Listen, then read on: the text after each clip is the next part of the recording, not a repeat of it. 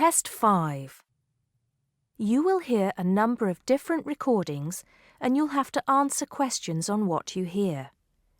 There'll be time for you to read the instructions and questions and you'll have a chance to check your work.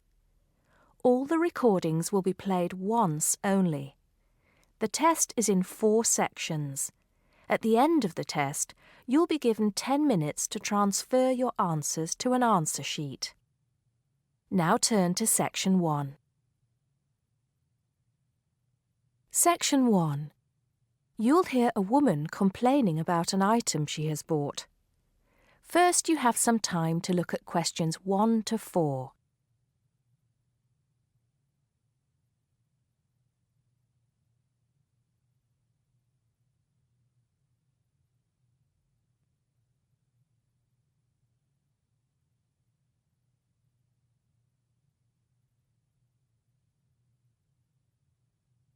You'll see that there is an example which has been done for you. On this occasion only, the conversation relating to this will be played first. Not long, madam. Can I first take your name? Yes, it's Susan Yorke, Yorke. The woman gives her name, so Susan Yorke has been written next to name on the form. Now we shall begin. You should answer the questions as you listen because you will not hear the recording a second time. Listen carefully and answer questions 1 to 4. Smart Electricals, Mike speaking. How may I help you today? Good morning. I'm calling to complain about an item I recently purchased from your company. I'm not happy with it. Oh, I'm really sorry to hear that. I'll take you through the company's complaints procedure. I'll need to retrieve your files from our records so that we can discuss the problem properly and find a solution. I'll need to take some details from you first. Is that okay? Okay, but I don't have a lot of time. Will it take long? Not long, madam. Can I first take your name? Yes, it's Susan Yorke, Yorke. Okay. Can I have the address, please?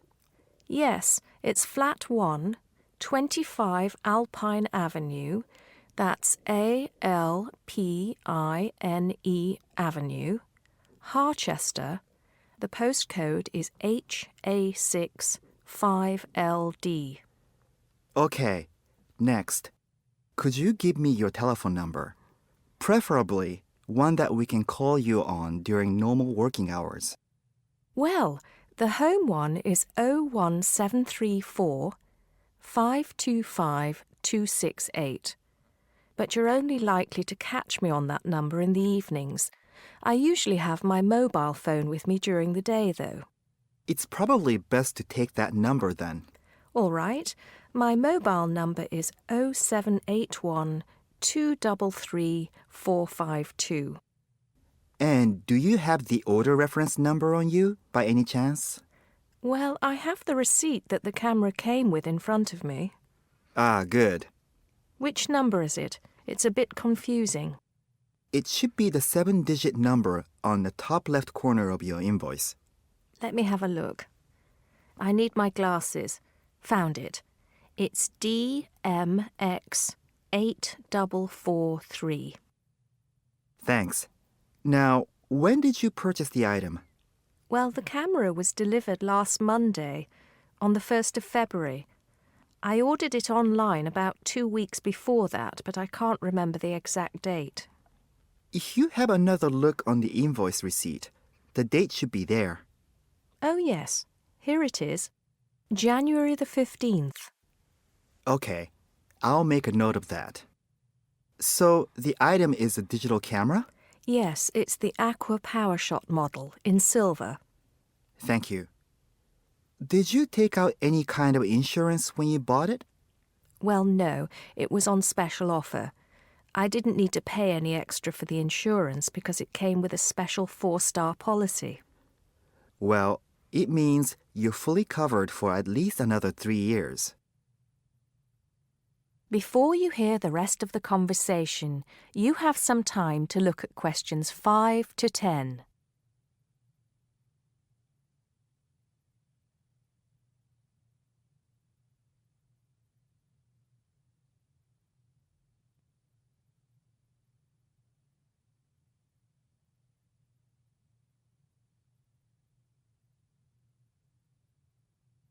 Now listen and answer questions 5 to 10. Right. What is the problem? Yes, the first thing is that it came with one memory card in the box when there were supposed to be 2. Oh dear. I'm terribly sorry about that. It must have been an oversight in the packing department. I can do something about that straight away and get one sent out to you. Well, that's not the only thing.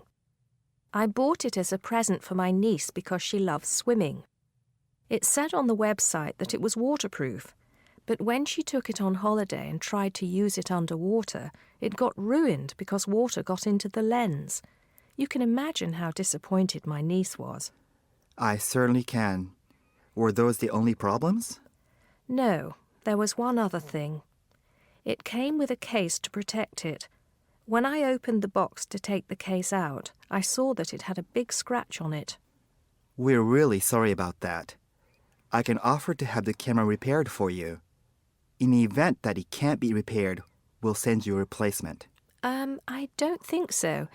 Seeing as it was faulty in the first place, I wouldn't want another one. I think I'd rather have my money back. Can I get a refund? Yes, of course. If you send it back to customer services, I'll make sure it's dealt with. Thank you very much. That is the end of section 1. You now have half a minute to check your answers.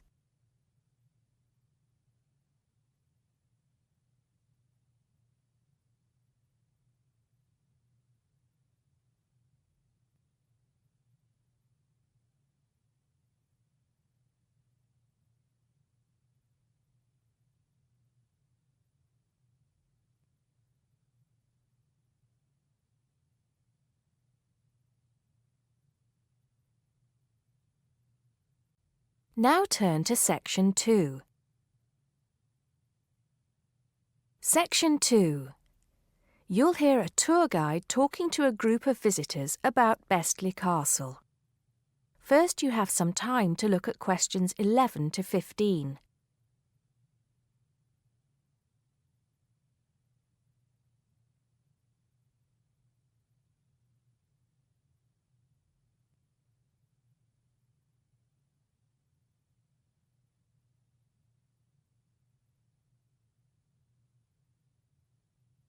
Now listen carefully and answer questions 11 to 15. Welcome to Bestley Castle. It's nice to see so many of you here today.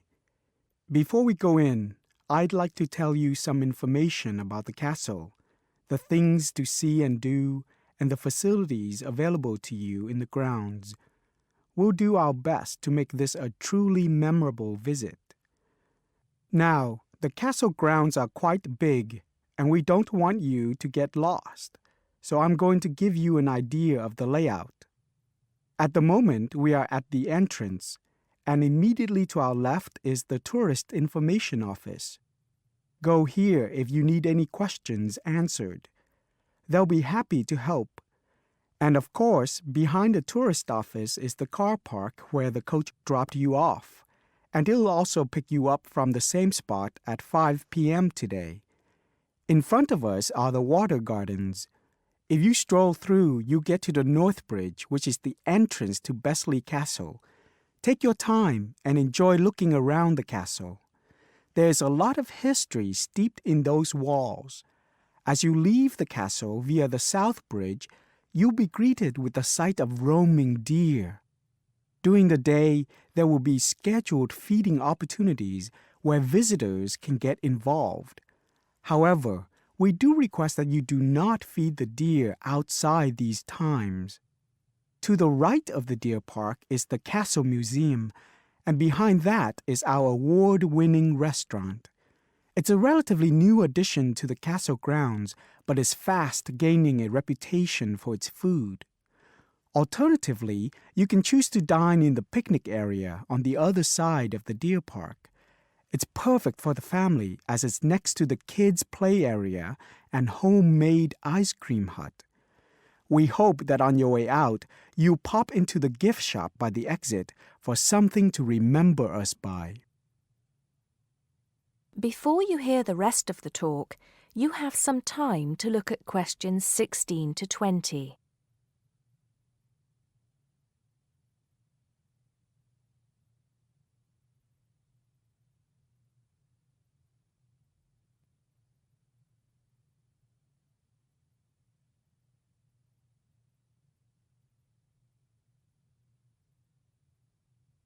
Now listen and answer questions 16 to 20.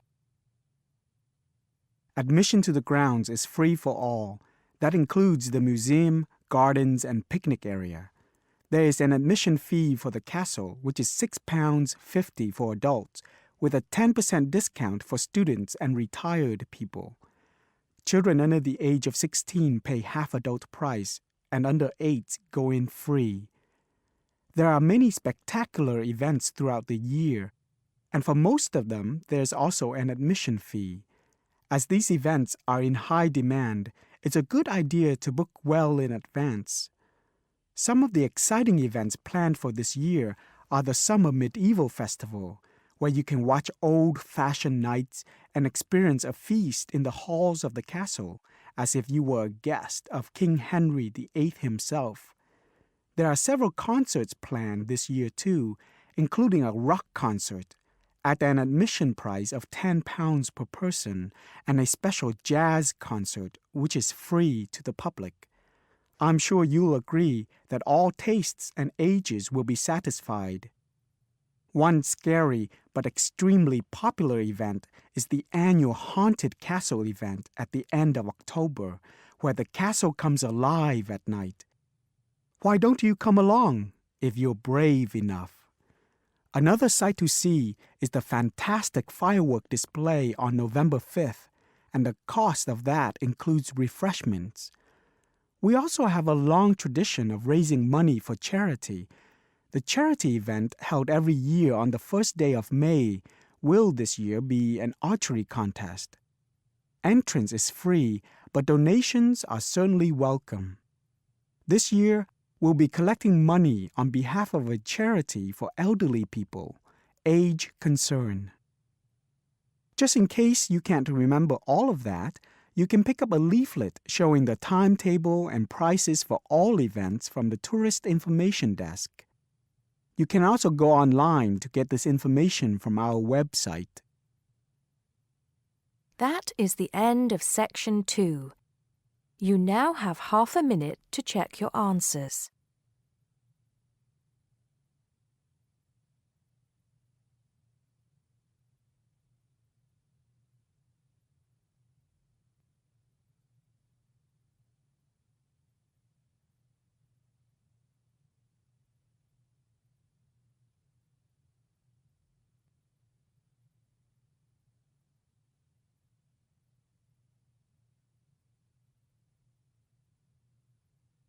Now turn to Section 3.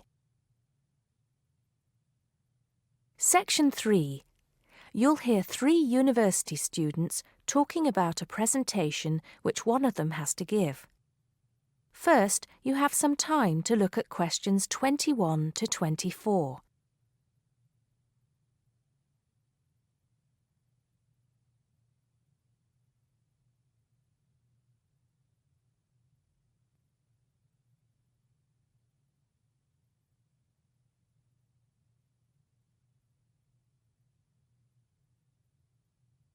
Now listen carefully and answer questions 21 to 24.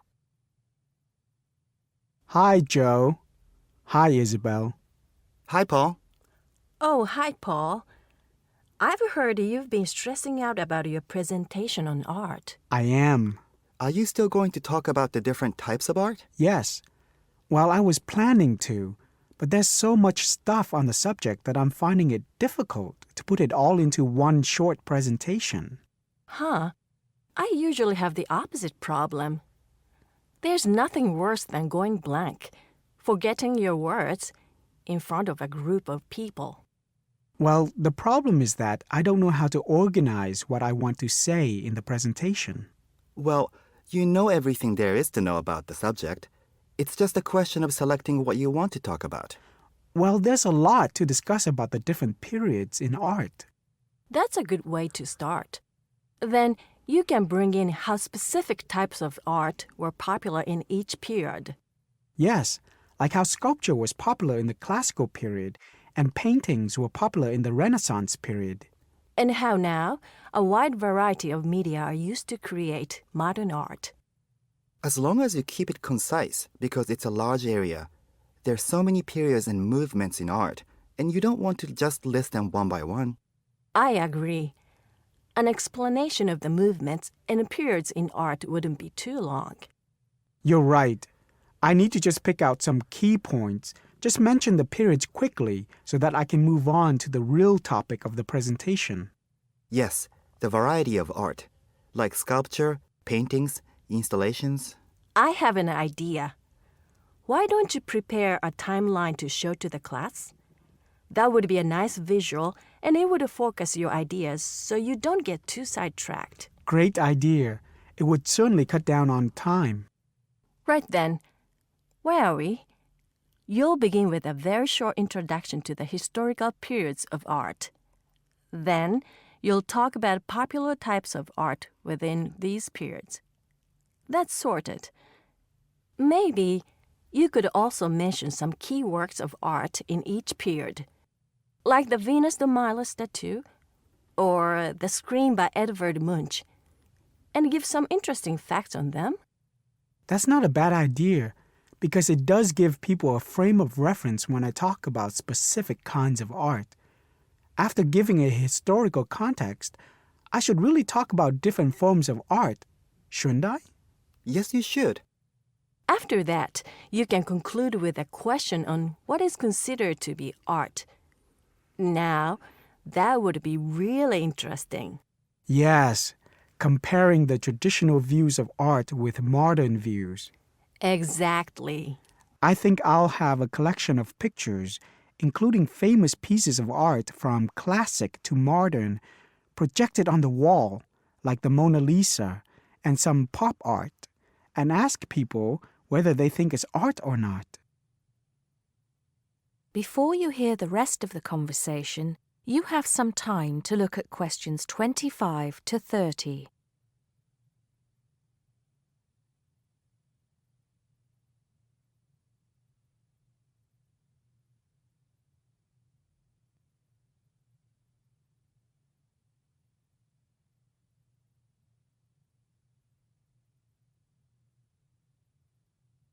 Now listen and answer questions 25 to 30.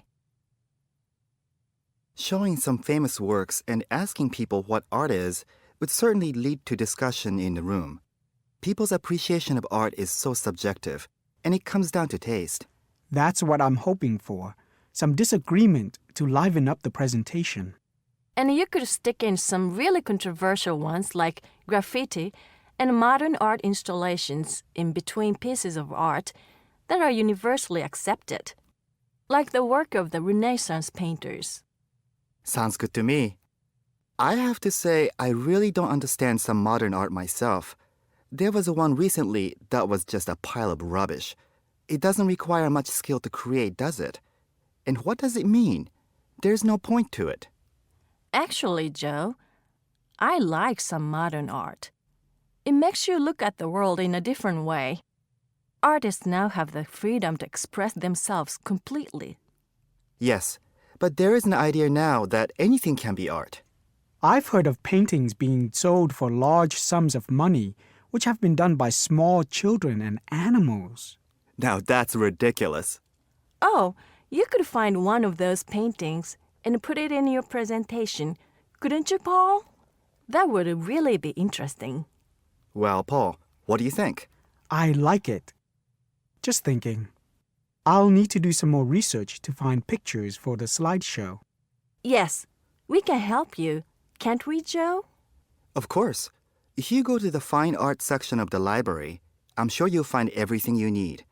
Just ask the staff and they'll give you access to a slide bank of hundreds of famous works of art. And if you still can't find what you're looking for, use the library computers to go online. There are lots of images on the internet. Of course, you'll need to use a search engine like Google, but it's dead easy. Thanks, guys. I'm feeling much clearer about the project. Your ideas have been really useful. I think I should end with a quote of some kind by a famous artist. What do you think? That's a good idea. Now let's go to the library and see what they have. That is the end of section 3. You now have half a minute to check your answers.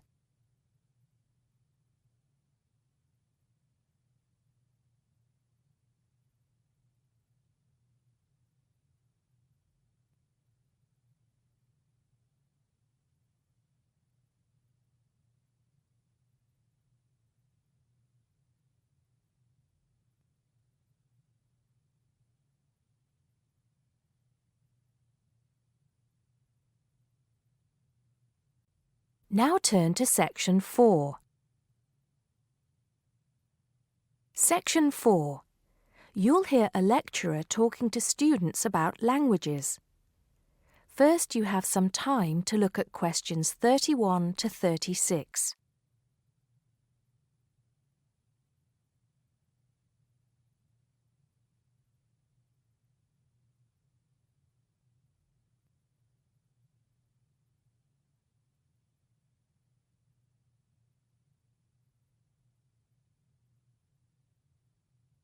Now listen carefully and answer questions 31 to 36. Good afternoon, everybody.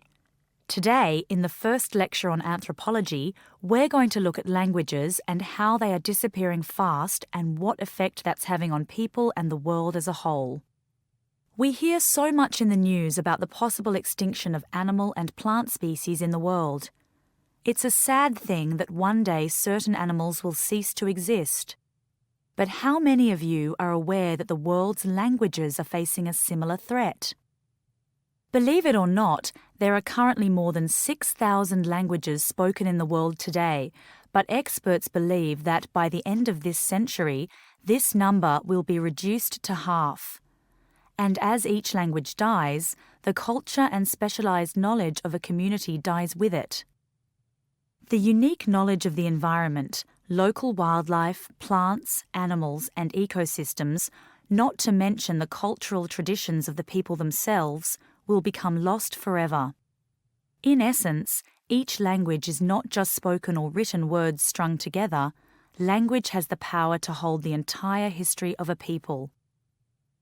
Approximately one language dies every 2 weeks. This is an unprecedented situation. Never before in history has there been this rate of rapid decline. Most human languages are spoken by relatively very few people. Let's put this into perspective. The Ethnologue, the leading authority on the world's languages, has put together a list of every living language known to man. There are over 6,500, of which 6,000 have available population figures. Now, 109 million people speak just 10 of these languages, and they are the major languages of the world. At the opposite end of the scale, there are minority languages which are only spoken by a few people, and that's what this chart is illustrating. The number of languages is represented on the vertical axis, and the total number of languages that make up this group is an astounding 1,619. For each of these smaller language groups, the population range of speakers goes from 1 to 999. Even more incredible is the fact that out of these small languages, over 200 of them have a speaker population ranging from just 1 to 9. Imagine only 9 people speaking your language in the whole world, or even only 1 or 2 people. Now, let's think geographically. In total, there are 516 languages that are nearly extinct, where only a few members of the older generation survive. When they die, the language will die with them, lost forever. The majority of nearly extinct languages come from the Pacific and the Americas, making up 74%, followed by Asia at 15%. Europe has the smallest percentage of languages that are nearly extinct, only 2%. Before you hear the rest of the talk, you have some time to look at questions 37 to 40.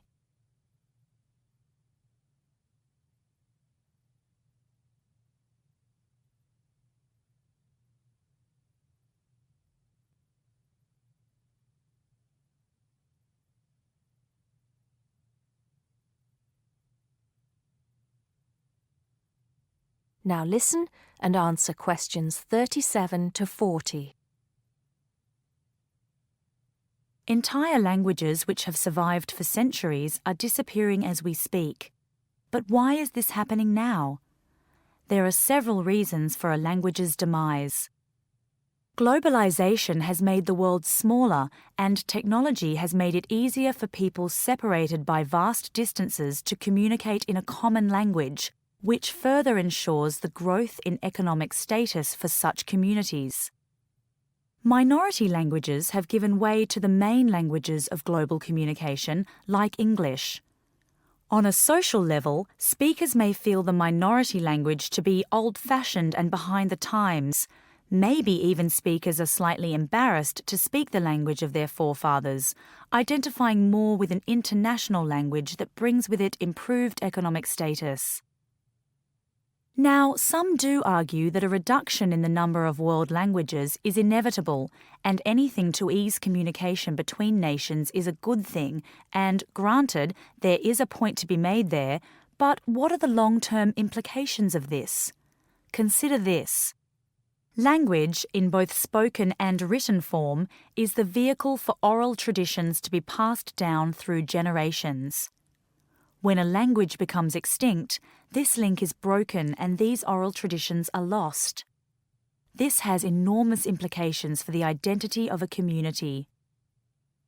We can't stop the changes that are happening in the world, but we can try to keep languages alive through language maintenance programs and by documenting languages before they disappear, so they can be studied and maybe even resurrected in the future. It's also important to remember that many people who speak threatened languages can neither read nor write. Helping them become literate goes a long way towards protecting the language.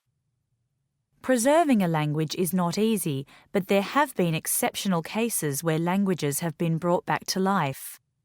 In Ireland, Irish Gaelic, once a dying language, through national determination is now spoken by 13% of the country's population. We'll go into what happened there in more detail in my second lecture. That is the end of section 4. You now have half a minute to check your answers.